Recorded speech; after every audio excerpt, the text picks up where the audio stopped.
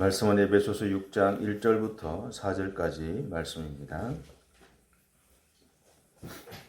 제가 봉독하겠습니다. 자녀들아, 주 안에서 너희 부모에게 순종하라. 이것이 옳으니라.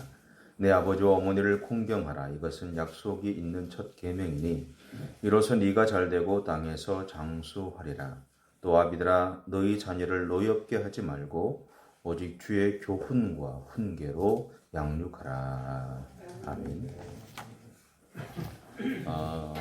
미국 텍사스에서 살던 한 남자가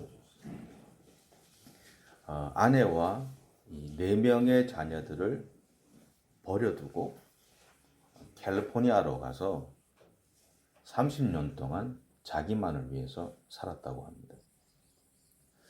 30년 동안 자기만을 위해서 살다는 이야기는 30년 동안 텍사스에 살고 있는 가족들을 돌보지 않았다는 거죠.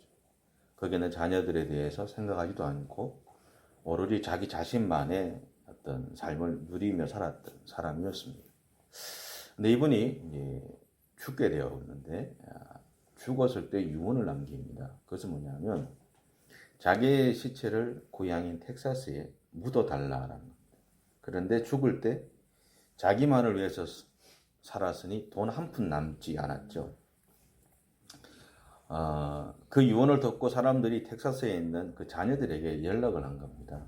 그러니까 그 이야기를 듣고 자녀들이 화가 난 거예요. 그 사람이 우리가 무슨 상관이 있느냐. 그가 아버지로서 우리에게 해준 게 뭐가 있느냐. 그가 우리를 버려두고 자기의 삶을 살기 위해서 떠나감으로 인해서 어머니와 우리들이 어떤 삶을 살았는지 얼마나 많이 고생을 했는데 지금 죽은 다음에 다시 이곳에 와서 묻히겠다고 우리로 하여금 당신의 이 장례의 비용을 지불하게 하려고 하느냐. 용납할 수 없다. 여러분은 어떠세요? 저는 이야기를 읽으면서 그런 생각이 들었어요. 나 같으면 어떨까? 이 사람들하고 비슷한 마음이었을 것 같아요. 네, 이 4명의 자녀들, 첫째가 신앙이 좀 좋았다 그럽니다. 그런데 이 아버지 유언을 듣고 이 3명의 자녀들이 계속 아버지에 대해서 불평을 하고 불만을 터뜨릴 때 이 큰아들이 그냥 묵묵하게 그냥 그 이야기들을 다 듣고 있었다 그래요.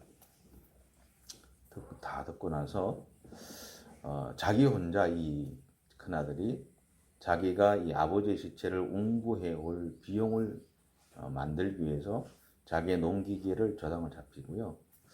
그런 다음에 장례를 다 치렀어요. 큰아들이 다 치른 거죠. 다 치른 다음에 동생들을 불러서 이렇게 이야기했다 그래요. 성경에는 내 부모를 공경하라라고는 쓰여 있는데 어떤 부모라는 말은 없더라. 그러니까 내 부모를 공경하라고 했지 그가 어떤 부모인지에 대해서는 하나님이 우리에게 말하신 것이 없더라 라는 이야기를 했답니다. 본문에서 말하는 이 부모와 이 자녀에 대한 이야기는 그리스도인의 가정을 기초로 하고 있죠. 부모를 공경한다라는 것은 자녀가 가지고 있는 책임입니다. 마찬가지로 자녀를 사랑으로 양육하는 것은 부모된 사람들의 책임입니다. 우리는 뭐 연세가 많으신 어른들도 많고 다 부모이기지만 저는 그런 생각들을 했어요. 오늘 말씀을 보면서 왜 3절까지만 읽지 않고 4절까지 넣었냐 하면 저는 오늘 말씀을 부모된 책임에 집중해서 말씀을 나누고 싶기 때문에 그렇다라는 거죠. 부모로서 자녀들에게 공경을 받고 사랑을 받고 그건 우리가 늘 당연하다고 생각을 한단 말이에요. 그런데 반면에 부모된 우리가 자녀들을 위해서 어떤 삶을 살아가야 될까에 대한 고민들을 우리는 어쩌면 덜 하고 있지 않는가 하는 생각들을 제 자신을 보면 늘 가지고 있는 것 같아요. 그래서 말씀을 거기에 맞춰서 조금 나누고자 합니다. 근데 아마 일반적인 부모 공경에 대한 이야기들을 그대로 하면서 아마 조금 이따가 제가 말씀을 나눌 것 같아요. 부모되면요, 자녀가 된다는 것인 동시에 부모가 되는 겁니다. 십계명에 보면 내 부모를 공경하라는 말씀이 있습니다. 이것이 1계명부터 10계명 사이에서 5계명이 있습니다. 그래서 일반적으로 학자들은 1계명부터 4계명까지 그리고 5계명부터 10계명까지를 나눕니다. 그래서 1계명부터 4계명까지는 하나님과 우리 사이에 지켜야 할 것에 대한 이야기라고 이야기하고 5계명부터 10계명까지는 사람 사이의 관계 속에서 지켜야 될 부분에 대한 이야기라고 그렇게 이야기를 하고 있습니다. 그리고 우리도 그렇게 알고 있죠. 근데 일부 학자들은 1계명부터 5계명을 나누고요. 6계명부터 10계명을 나눕니다. 왜 이 사람들이 5계명을 1계명부터 5계명 4계명이 아니라 5계명을 거기에 집어넣느냐 하면 그것은 부모를 공경하는 것과 하나님을 사랑한다는 것이 같은 맥락에 있다고 이해하기 때문입니다. 그러니까 부모를 공경한다는 것과 하나님을 사랑한다는, 하나님을 공경한다는 것, 섬긴다는 것은 같은 맥락에 있다라는 거죠. 동시에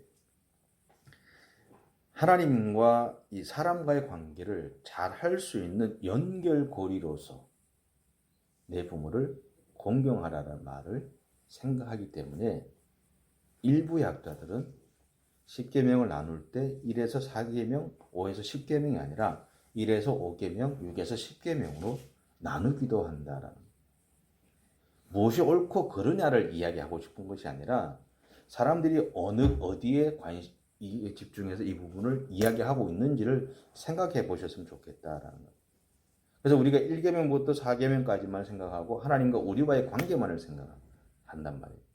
근데 일부 학자들이 이야기할 때는 거기만 머물지 말고 하나님과의 관계뿐만 아니라 하나님과 부모가 따로 된 존재가 아니라 하나님과 부모를 같은 맥락 안에서 이해하면 더 하나님에 대해서 우리가 알기 쉽다는 것이고 하나님을 사랑한다는 것과 부모를 사랑한다는 것이 어떤 의미인지를 같이 생각을 했으면 좋겠다라는 의미를 그 안에 포함하고 있다는 겁니다. 자, 그럼에도 불구하고 우리가 성경을 통해서 발견하게 되는 것은요, 공경의 시작이 사랑이다라는 겁니다. 그래서 하나님을 경외하는 것의 시작도 사랑입니다. 그렇다면 우리를 향한 구원의 시작은 뭘까요? 그것도 사랑입니다. 우리를 향한 하나님의 무한한 인내와 예수 그리스도의 순종과 사랑의 결정체가 바로 지금 우리가 누리고 있는 구원의 은혜를 말합니다. 우리가 알듯이 인간의 범죄함은 하나님과의 관계를 깨어지게 만들었죠. 하지만 그런 인간을 하나님은 버리지 않으셨다라는 거예요. 성경에 보면 하나님이 가죽옷을 만들어서 인간에게 입혀주셨어요. 자기의 동생을 죽여서 두려움에 떨고 있는 가인을 향해서 하나의 표를 줍니다. 어떤 표냐? 누구도 이 사람을 해할 수 없게 만드는 무엇인가 표를 주어서 가인을 세상에 보내셨다라는 거예요.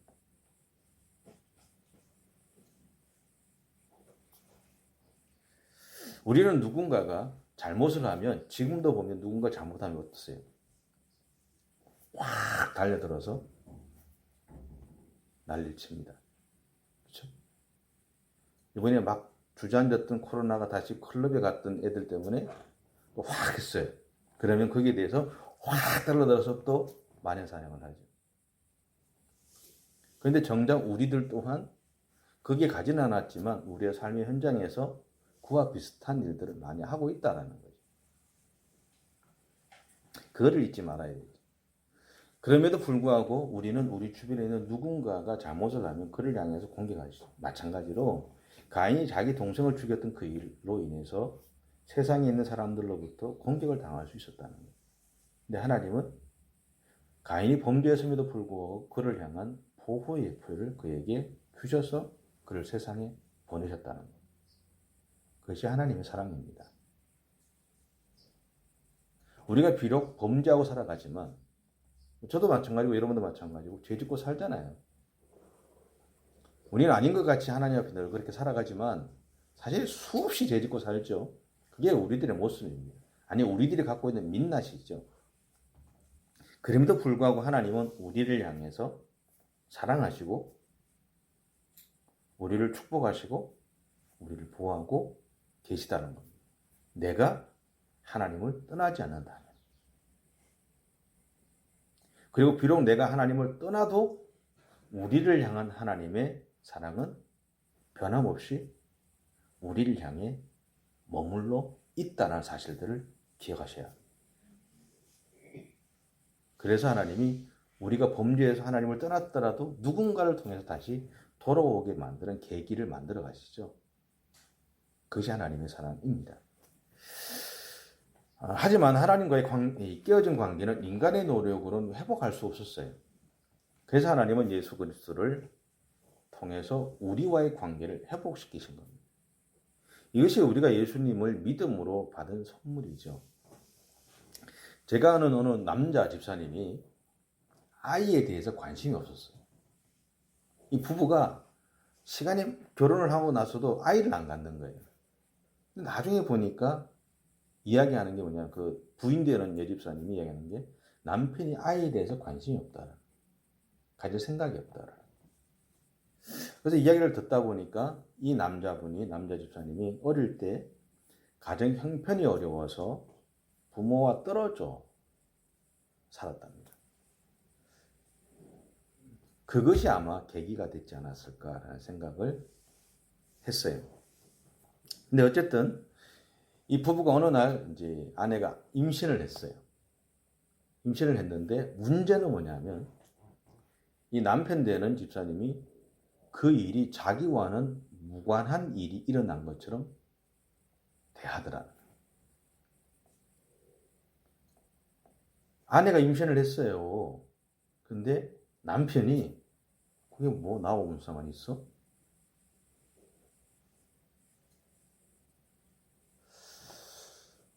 얼마나 마음이 속상했는지 몰라서 많은 시간들을 울었어요. 근데 이 집사님이 어느 날 찾아와서 저한테 이런 이야기를, 그런 자기의 속마음들을 이야기한 적이 있습니다. 그때 그 이야기를 들으면서 제가 그런 이야기를 했어요. 막상 아이가 태어나면 달라질 겁니다. 긴가민가하죠? 그 이야기를 긴가민가 하더라고요. 그래서 그 이야기는 하고 돌려보냈어요. 근데 아이가 태어났어요. 태어났는데 이 남자 집사님이 아이를 제대로 안지도 못하는 거예요. 첫 번째는 안을 생각도 하지 않고, 두 번째는 태어났는데 자기 아이인지 이게 뭐 건성건성히 보는 거고, 차마 안을 생각도 안 하는 거예요. 근데 시간이 지나가면서 아이가 아빠의 마음에 자리를 잡기 시작하더라는 거예요. 달라지기 시작한 거죠. 그리고 얼마 후에 그 후에 둘째를 낳았다는 소식도 제가 들은 적이 있습니다. 아이는요, 사랑할 줄 모르던 아빠를 사랑할 줄 아는, 이렇게 알게 하는 존재예요. 부모님들이 동일하게 하시는 고백이 있어요. 내가 자식들을 키울 때는, 자녀들을 키울 때는 그러지 않았는데 손주들을 보면 내가 어떻게 할 수 없다는 거예요. 자녀들은 내가 엄하게 키웠는데 손주들은 엄하게 키울 수가 없다는 거예요. 자녀들이 오면 오는갑다 생각하는데 손주들이 오면 버선발로 나간다는 거예요.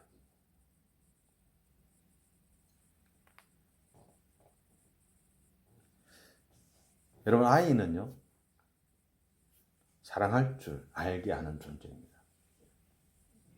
마찬가지로 부모가 된다라는 것은요, 사랑할 줄 모르던 사람도 사랑하게 만드는 겁니다. 그런데 이것은 우리가 이미 그 사랑을 받은 존재이기 때문에 가능하다라는 겁니다. 그러기에 부모된 우리는 내가 이미 부모님으로부터 받은 그 사랑을 자녀들에게 나누어 주고 베풀어 주어야 하는 겁니다. 예전에 제가 부산에서 목회할 때 그 이전에 섬겼던 교회에서 두 분의 장로님 네 분들이 찾아온 적이 있어요. 그러니까 다른 데 가다가 한번 들린 적이 있어요.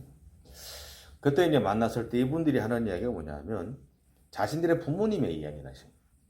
그 부모님들이 어떻게 신앙의 삶을 살았는지, 또 교회를 위해서 얼마나 많이 기도했는지, 또 그 교회에 있는 교회 어른들 중에 얼마나 많은 분들이 교회를 위해서 헌신했던지 그 이야기들을 하는 거예요. 물론 그 이야기들은 제가 다 알고 있는 이야기였어요. 그런데 그 이야기를 하시면서 본인들의 부모님들처럼 그렇게 기도하는 자리를 지키고 목회자를 지키고 교회를 지키기 위해서 힘겨운 싸움을 하는 자신들의 이야기를 했어요. 그런데 그렇게 살아가는 자신들의 어떤 신앙의 모습들, 삶의 모습들이 결국은 그들의 부모님 때에 보여주었던 신앙의 유산이 지금 자신들에게 이루어지고 있는 것이다라는 것을 고백하는 것을 제가 들었습니다. 그분들의 이야기를 들으면서 좋은 신앙의 부모가 있다는 것이 가장 큰 복이 아닐까라는 생각을 하게 됐어요. 작년 초반에 저희 이제 선배 목사님이 이제 계시는데 그분이 이제 저하고 좀 친해요. 제가 형 그리고 뭐 이렇게 얘기하는데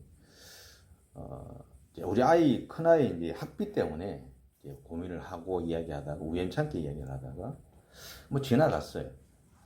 그리고 나서 한 잊어버렸죠. 저도 잊어버렸는데 한 4개월인가 3개월쯤 있다가 좀 만나자 그러더라고요. 그 만나자고 해서 만나러 갔어요. 밥을 사겠다고 해서 밥을 이제 사라 그러고 이제 뭐 저는 또 비싼 거 별로 안 좋아하니까 그러니까 하자 그래서 이제 밥 먹고 또 차 마시러 가자 그러더라고요. 자기가 아는 데가 있대서 꼭 커피도 한잔하고 그 양반이 도대체 나한테 왜 뭐 때문에 나를 이제 불러줬겨 그렇게 생각하고 이제 만나러 갔어요. 만나고 있는데 나중에 이제 봉투를 하나 꺼내요. 그러면서 제보고 뭐라냐면 너 이분을 위해서 기도해 줘야 돼 그러더라고요. 그래서 왜 이게 뭐냐 그랬더니만 자기들이 이제 성경공부 모임들 중에서 좀 젊은 분들이 모이는 성경공부를 하면서 아마 제 이야기를 했던 모양이에요. 후배 중에 이런 목사가 있고 이런 상황들이 있는데 그런 얘기를 하면서 이제 지나갔는데 그 중에 한 분이 찾아왔대요. 찾아와서 목사님 그러면서 봉투를 꺼내놓는 거예요. 꺼내놓으면서 하는 얘기가 자기 평생에 처음으로 적금을 했대요. 적금 처음이에요. 그러니까 어려운 분인 거예요. 참 어렵게 살았던 분인 거죠. 엄마하고 이거 해서 여행 가려고 이제 적금을 처음 한 거예요. 처녀고 노처녀죠. 근데 그걸 갖고 근데 그 목사님 통해서 제 이야기를 듣고 마음이 자꾸 쓰여서 찾아서 가지고 왔다는 거예요. 그래서 저한테 전달을 이렇게 해요. 그러면서 이분하고 통화를 시키더라고요. 그래서 이제 통화를 하다가 혹시 기도 제목이 있느냐 그랬더니만 딱 한 가지 있다 그러더라고요. 이게 뭐냐면 자기는 자기 엄마가 기도 여몬이다라는 거죠. 교회에서 늘 기도하는 모습을 봤고 자기들을 기도하면서 양육하는 것을 자기들이 보면서 자랐다는 거예요. 그래서 자기 엄마의 대를 이어서 자기는 교회에서 기도하는 어머니가 됐으면 좋겠습니다. 그러니까 자기 엄마처럼 자기가 그런 삶을 물려받았으면 좋겠습니다. 그걸 위해 기도해 주세요라는 이야기를 하시더라고요. 그 이야기를 듣고 또 그 부산에서 왔던 분들의 이야기를 이렇게 생각하면서 말씀을 좀 생각하면서 그런 생각이 들었어요. 나란 자녀들에게 좋은 신앙을 보여주는 삶을 살고 있는가? 그 고민들을 좀 하게 되더라고요. 여러분 사랑은 내리사랑이다라고 그렇게 얘기하죠. 마찬가지로 우리가 지금 가고 있는 믿음의 길도 나 혼자 개척해서 열심히 노력해서 얻은 것 같지만 그렇지 않습니다. 지금의 내가 있기 위해서는 나에게 믿음을 가르쳐주고 신앙의 본이 되어준 사람이 있었어요. 그리고 나를 위해서 기도해주는 사람이 있었고 나에게 다가와 격려해주고 위로해주는 사람이 있었습니다. 무엇보다 나에게 사랑을 가르쳐준 많은 분들이 계셨기 때문에 오늘 내가 믿음의 길을 가고 있는 겁니다. 덧붙여서 그리스도인이라고 하는 우리가 하는 사람은요, 그 위에 주님으로부터 받은 사랑의 능력으로 나타나는 거예요. 이것을 우리 안에서 성령이 도우시는 겁니다. 우리가 부모를 사랑하고 하나님을 사랑한다고 얘기하고 우리 자녀들을 사랑을 양육하는 것도 그냥 우리의 능력으로 하는 것이 아니에요. 제가 아는 어느 권사님이 그런 고백을 하더라고요. 자기는 사람이 살아가면서 기본적으로 해야 되는 것들을 지키면서 내 아버지가 그렇게 가르쳤으니까 나는 그렇게 살았다라는 거예요. 근데 내가 신앙이 좋을 때는 내가 지금까지 참고 남편을 참고 살아왔는데 신앙이 좋을 때는 그걸 잘 견뎌왔는데 내가 신앙이 떨어지고 제대로 믿음의 삶을 살아가지 못하는 지금 현실에서는 품을 수 없더라는 거예요. 여러분 우리가 갖고 있는 사랑을 사랑하는 것, 부모를 사랑하는 것, 섬기는 것, 내 자녀들을 사랑으로 양육하는 것, 그것은 내 능력으로 하는 게 아닙니다. 그 집 권사님의 고백이 내 능력으로 하는 게 아니더라라는 거예요. 내가 힘이 있어서 그 일을 할 수 있는 게 아니더라라는 거예요. 그 일을 하는 거는 그 일을 할 수 있게 하는 거는 우리 안에 계신 성령께서 우리로 하여금 힘을 주실 때 가능합니다. 내 힘으로 하는 것 같지만 그렇지 않습니다. 내 힘으로 하려고 하면요, 앞에서는 싹 웃어요. 돌아서면서 웃으면서도 고통스럽고 돌아서서는 불만만 남아요. 제대로 되지도 않고. 그런데 성령께서 우리 안에서 그 마음을 주셨을 때, 일해 주셨을 때는요, 진심으로 하게 되죠. 아무리 힘들어도 내 마음에서 힘듦이 있다 치더라도 그 일을 기쁨으로 감당할 수 있게 된다라는 겁니다. 오늘 보면 사절에 한번 보시면 이게 보면 교훈과 훈계라는 말이 나옵니다. 그렇죠? 4절 끝에 보시면 오직 주의 교훈과 훈계로 양육하라 라는 말이에요. 여기서 말하는 교훈이라는 것은 훈련이나 체벌을 동반한 책망을 의미한다고 그래요. 훈계라는 것은 말로 하는 교훈이나 교정을 의미한다고 해요.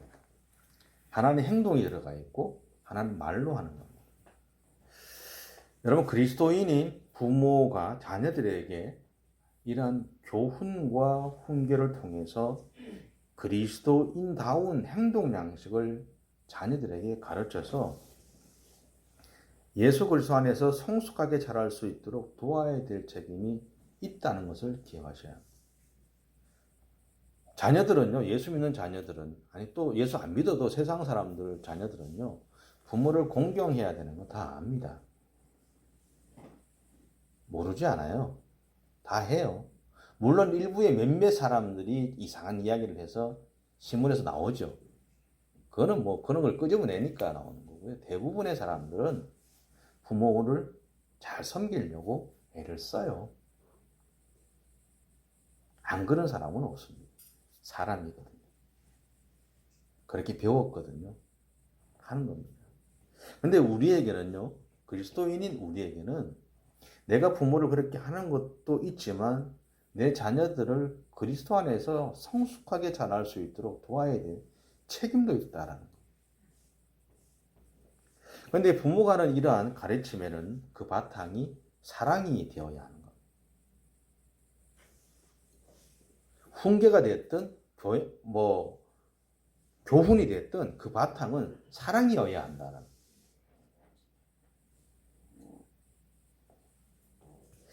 그리고 3절에서 말하고 3절을 보시면 이로써 내가 잘되고 땅에서 장수하리라. 이건 뭐 할 때 그렇죠?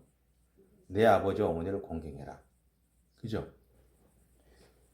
너희 부모에게 순종하라. 그러니까 부모에게 잘하는 사람들에게는 내가 잘되고 땅에서 장수한다고 그렇게 표현하고 있어요. 이것은 두 가지 의미가 있습니다. 첫째는 일반적으로 세상에서 말하는 잘 나가는 것을 가리켜요. 다시 말하면 세상적인 물질적인 풍요와 뭐 명예와 권력을 가지고 세상을 향해서 큰 소리치며 사는 것을 이야기하죠. 근데 모든 자녀들이 그런 마음들이 있어요. 그런 삶을 살고 싶어요. 그런데 모든 자녀들에게 이러한 일이 동일하게 일어나는 것은 아니죠.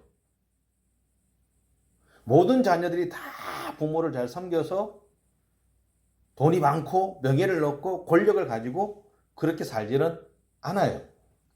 한 집에 자녀가 넷이면 넷 다 사는 게 틀려요. 저희 같은 경우는 아들 둘인데 저희 어머니 같은 경우는 아들 둘인데 아들 둘이 사는 게 다 틀려요. 다 틀려요. 그래서 이것은 단순히 내가 세상에서 승승장구하는 것만을 의미하는 것은 아니다라는 겁니다. 세상이 잘 나가는 것을 가리키지만 그냥 승승장구한다는 것만을 이야기하는 것은 아니다라는 의미가 있어요. 두 번째는요, 세상이 잘 된다는 것은요, 우리가 이 땅에서 살아가는 동안 특별한 어려움이 없이 그리고 힘든 상황 속에서도 그것을 능히 이길 수 있도록 하나님이 우리의 길을 인도하시고 역사하신다는 것을 의미합니다. 저는 이 두 번째 의미가 중요하다고 생각합니다. 어려움이 없는 사람은 없고요. 아프지 않는 사람은 없어요. 힘들지 않는 사람은 없습니다. 그런데 하나님이 부모를 잘 공경하고 순종하며 살아가는 자녀들에게는 하나님이 그것을 이길 수 있는 은혜를 주시고 그 자녀들의 길을 인도하시고 그 가운데 역사해 주신다는 겁니다.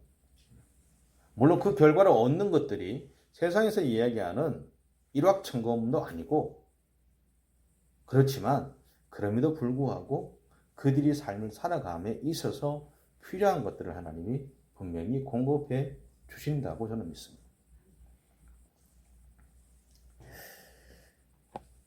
그리고 땅에서 장수한다는 의미에는요, 어른들의 기대처럼 오랫동안 건강하게 산다라는 의미가 포함되어 있습니다. 하지만 더 나아가서 이 말은 부모에게 순종하는 삶을 살아감으로 인해서 이 땅을 살아가면서 하나님이 주시는 진정한 행복을 누리게 된다는 것을 의미한다고 저는 믿어요.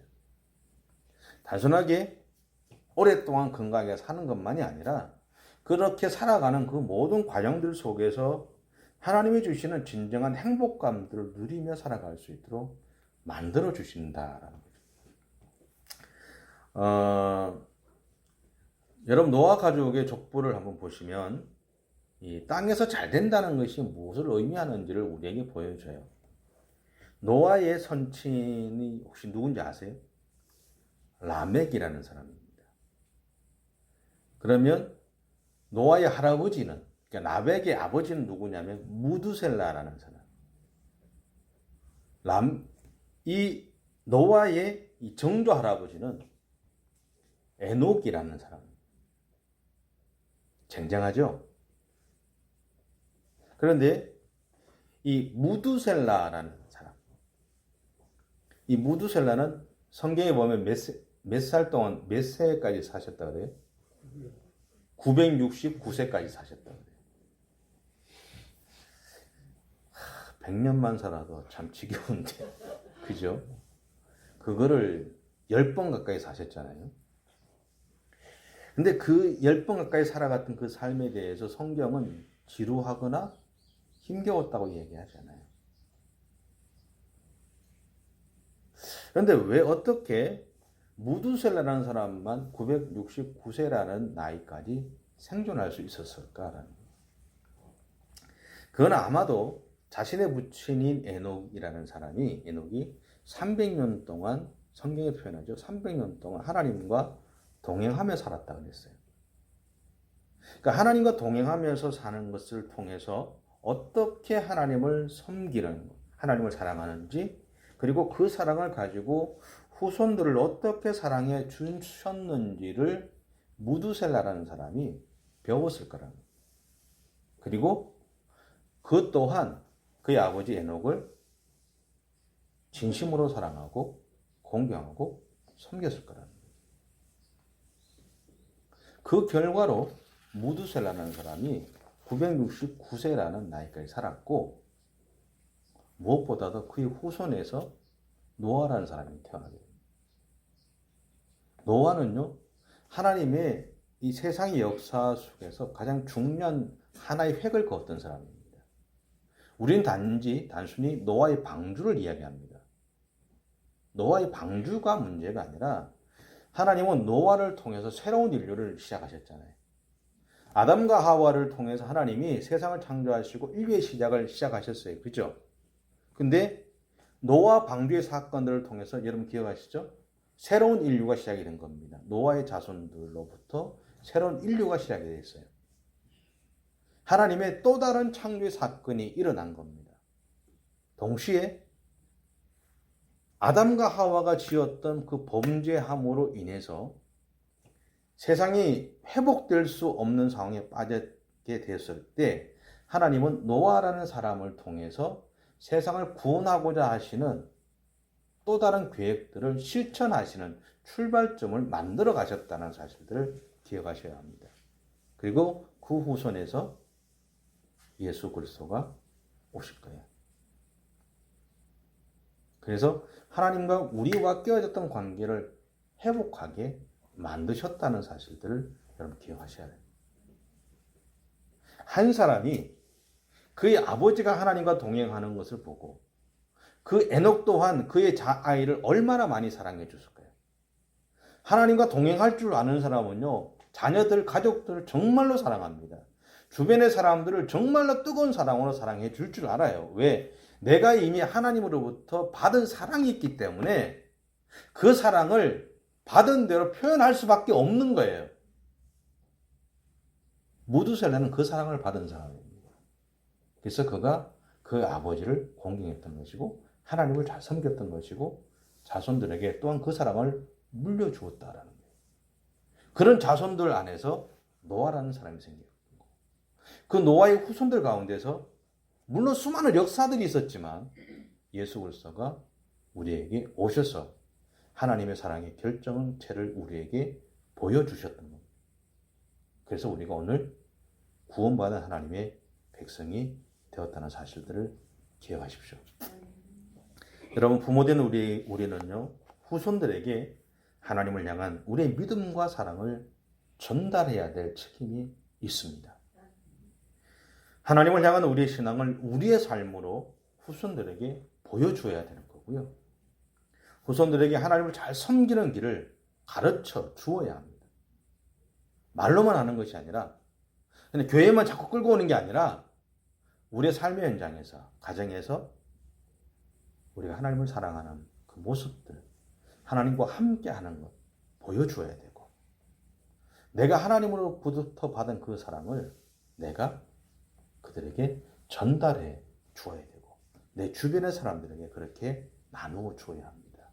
그것이 부모된 우리가 오늘 시대 속에서 우리 후손들에게 가져야 될 책임이고, 세상을 향해서 전달해 줘야 될 영적인 부모로서의 우리가 해야 될 사명인 것을 기억하시고, 여러분에게 주어진 또 한 주간의 삶들 속에서 믿음으로 살아가시기 바랍니다. 기도하겠습니다.